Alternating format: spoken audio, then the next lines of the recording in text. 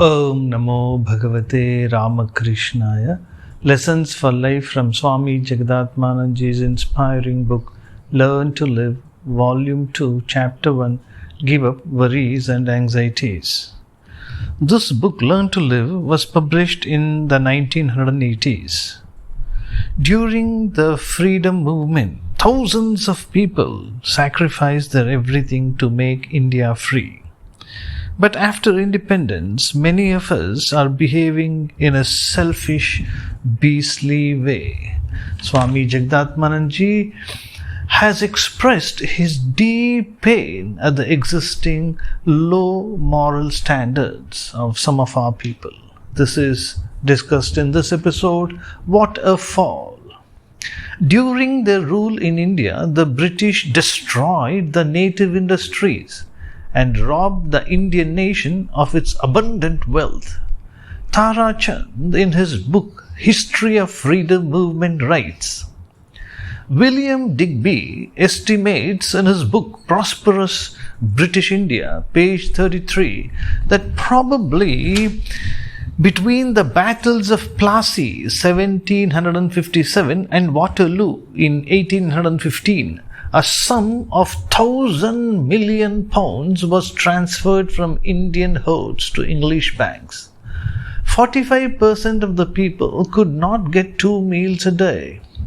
The aim of the leaders of the freedom movement was to remove poverty, give education to the people to achieve all-round development of the nation. Though it cannot be denied that in the post-independence years, there has been remarkable development in different sectors of national life, there is no report about the decline of the poverty line.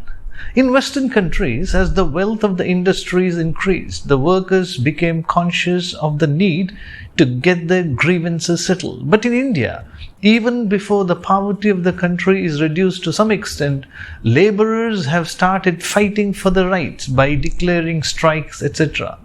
When strikes and agitation do not get their demands fulfilled, they even resort to destroying public property, which is indeed suicidal. It is not uncommon that workers, in the fit of the fury, destroy the property and equipment of their own factories or companies, which have fed them and which have been feeding them. Even students are playing an active role in such destructive actions. The tendency to destroy public properties worth crores of rupees for alleged faults committed by someone else is on the increase. Newspapers frequently publish reports of such destruction of highly valuable public property. Once in Bengal, for political reasons, many inefficient people were absorbed on the staff of the electricity department. As a result, indiscipline and inefficiency increased. As the machines were not properly maintained, from time to time they broke down, production of electricity dropped and production of goods in factories fell drastically, causing loss of crores of rupees. The policy of employing people for political reasons has become common these days. Everyone knows that bribery and black marketing have become a rule rather than exception. Though government goes on announcing policies of confiscating the wealth of the promoters of black marketing, there is no concrete effort to implement the project. Isn't it a symptom of moral deterioration that no honest effort is being made to curb this national menace?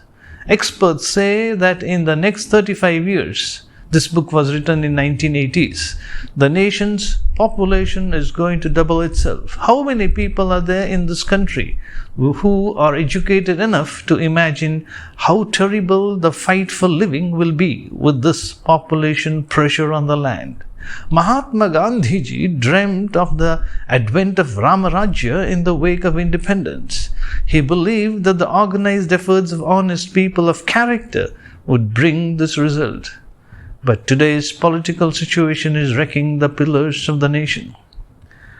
Though the moral deterioration is of a terrifying degree, none of the thinking men of the country, none of the religious leaders, none of the political bigwigs seem to be bothered. They don't seem to have cared for what is happening around them. There is no news about experts organizing themselves to deliberate on this grave issue. Are we hoping that one day all this will be automatically brought back to order? Tomorrow we will be discussing the episode The Voice of Wisdom. Om Shanti Shanti Shanti. Hari Om Tat Sat. Shri Ramakrishna Arpanamastu.